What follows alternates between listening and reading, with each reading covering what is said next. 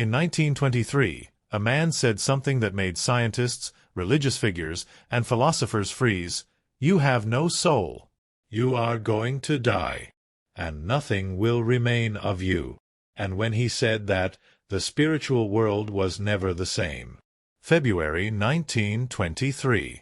Paris. The journalist Denis Saurat was sitting in front of George Gurdjieff, expecting another interview about spirituality.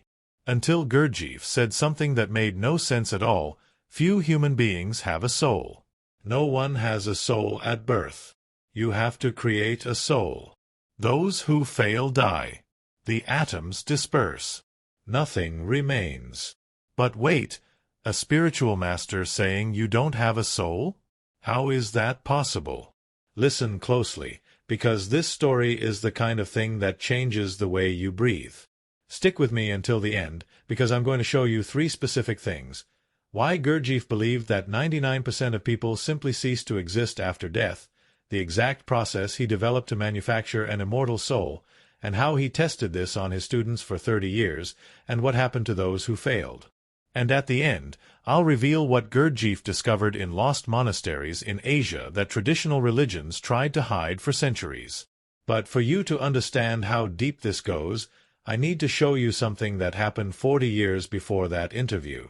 Alexandropol, in the Caucasus region, on the border between Russia and Turkey. A 21-year-old man named George Gurdjieff lived there, unaware that his life was about to take an impossible turn. He had one simple question: why are we here? What is the meaning of human life? Until 1890, Gurdjieff found a group of people with the same quest. They called themselves the Seekers of Truth. For 20 years, this group traveled to places that don't even appear on maps.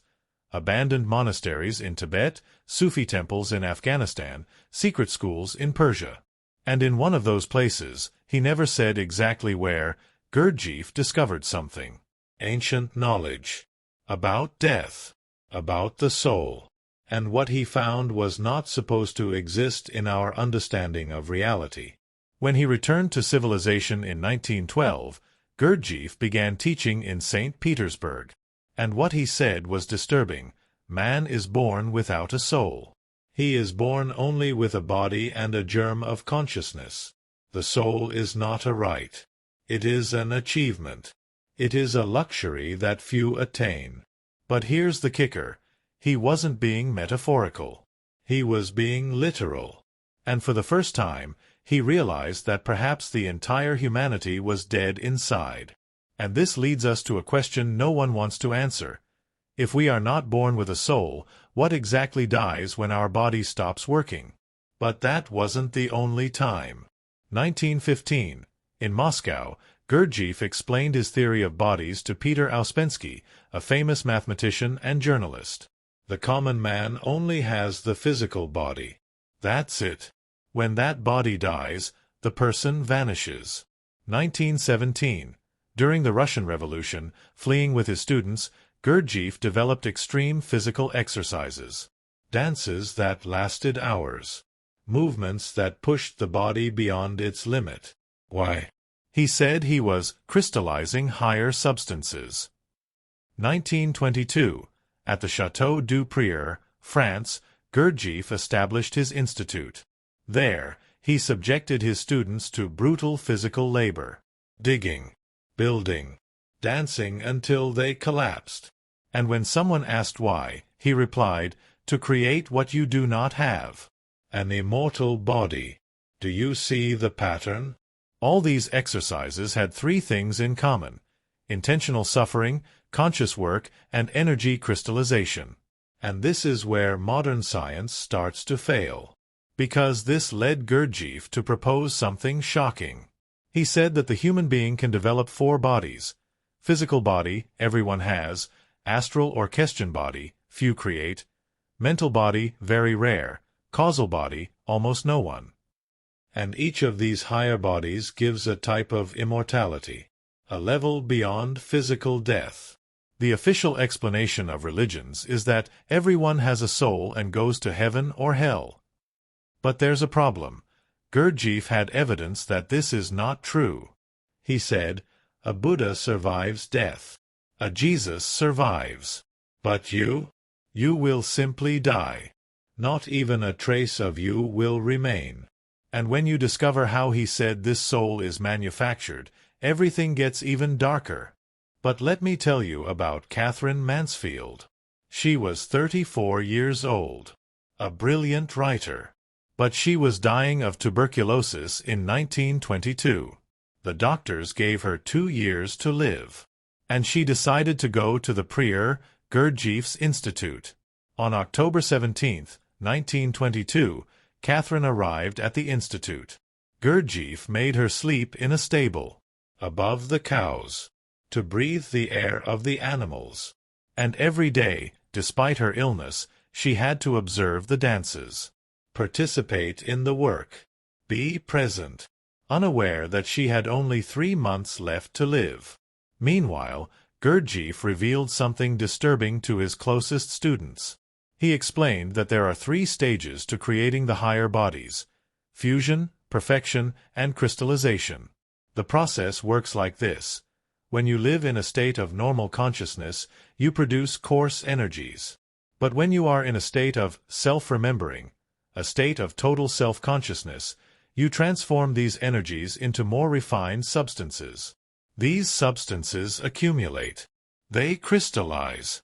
And they form a new body. A body that does not die when the physical body dies. The numbers were frightening. Out of every 1,000 people, perhaps 1 managed to crystallize the astral body. And 1 in 100,000 managed the mental body. But here's where it gets sinister. When Ouspensky tried to publish Gurdjieff's complete teachings, he was stopped. Gurdjieff himself ordered him to stop. Why?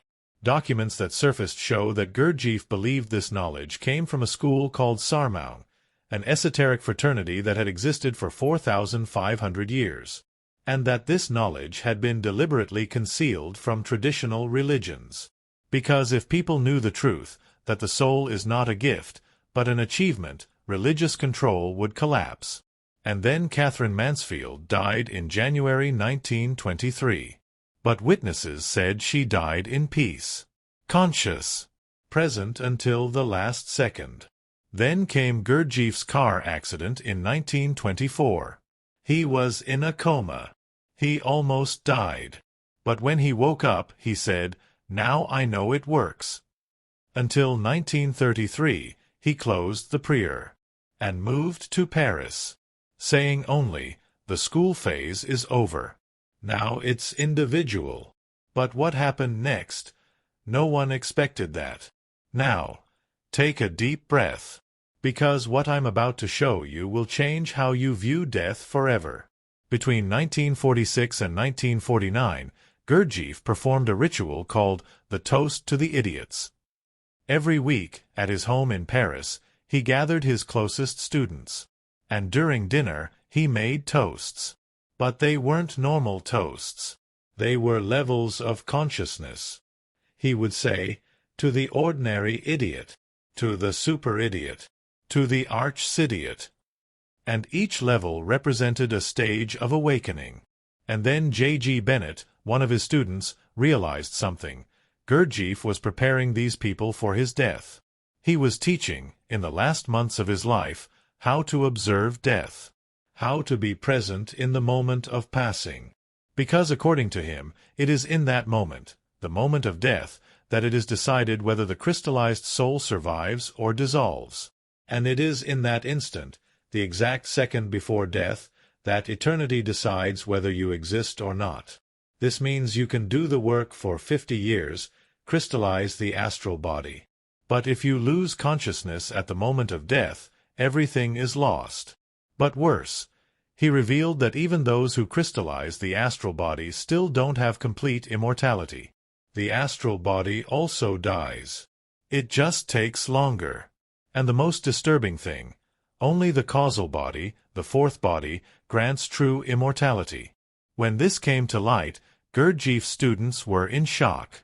Witnesses reported that he was conscious until the very end, observing, present. And his last words were, "I leave you in good hands." And to this day, there are groups around the world practicing Gurdjieff's methods, trying to crystallize the soul, trying to conquer immortality. But there is something even more recent, something that happened in the last 10 years that most people don't even know about. Paris. At the same address where Gurdjieff lived. The Gurdjieff Institute is still operating, and they still practice the movements, the sacred dances, the work on oneself. But something is different.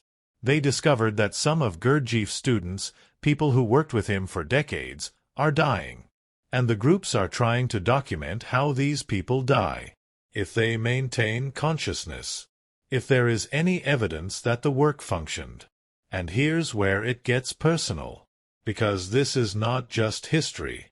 At this very moment, as you watch this, you are operating in what Gurdjieff called waking sleep. You think you are conscious, but you are on autopilot.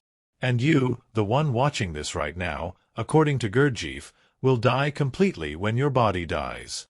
Unless you start the process of crystallization now. Not in 10 years. Not when you retire. No.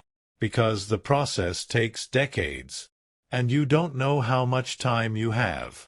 And if you turn off this video and do nothing, perhaps this was the last reminder the universe gave you.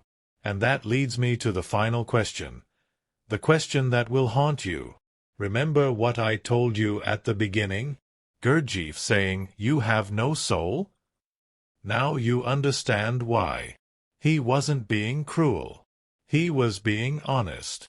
Because if you think you already have a soul, why would you do the work? Why would you suffer? Why would you strive? The comforting lie of religions, that everyone has a soul, is exactly what prevents people from achieving real immortality. So I ask you, are you willing to find out that you might not survive death? Because if Gurdjieff was right, then 99% of humanity simply ceases to exist. And the great irony is that the people who think they are religious, who think they are saved, are exactly the ones who are most asleep. While those who work, who suffer consciously, who crystallize, these may be the only ones who truly live after death. And there's one last thing you need to know. Because in 2018, researchers found unreleased letters from Gurdjieff. In them, he reveals that he tested the method on himself before he died. He intentionally induced near-death experiences to find out if his astral body had crystallized. And that changes everything I just told you. And if you think that's disturbing, wait until you discover what Gurdjieff saw during those experiences. Because what he found on the other side was neither heaven, nor hell, nor emptiness. Next video, I reveal everything.